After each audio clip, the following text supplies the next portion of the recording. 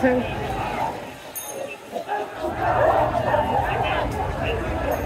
ভাই আমার ভাই মরছে কেন বলেন?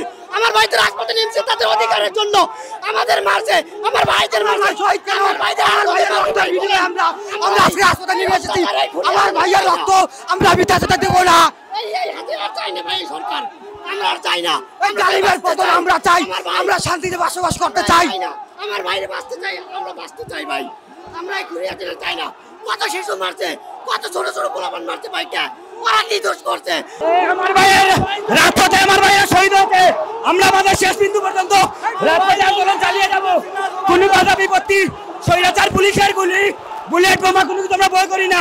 আমাদের দাবি আদায় নেওয়া পর্যন্ত আমরা রাজপথে থাকবো ইনশাল্লাহ।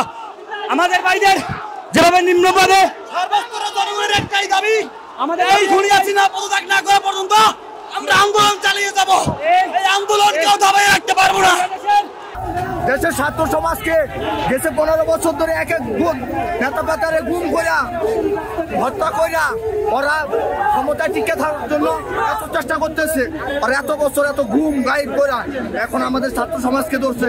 ছাত্রদেরকে বিনা অন্যায়ে বিনা কোনো কথাতে আমি সরাসরি বলতে চাই, ওই ওই রই রই শেখ হাসিনা গেলে ওই ওই রই রই ছাত্রলীগ গেলে চাই, ওই ওই রই গেলে আমার ভাইয়ের রক্ত বিধাতে দেব না, শহীদের রক্ত বিধাতে দেব না, দিয়েছি তো রক্ত আলোতে বলব না, রক্তের বন্যা ভেসে যাবে অন্যায়, দিয়েছি তো রক্ত আলোতে বলব না, শহীদের রক্ত আলোতে বলব না, শহীদের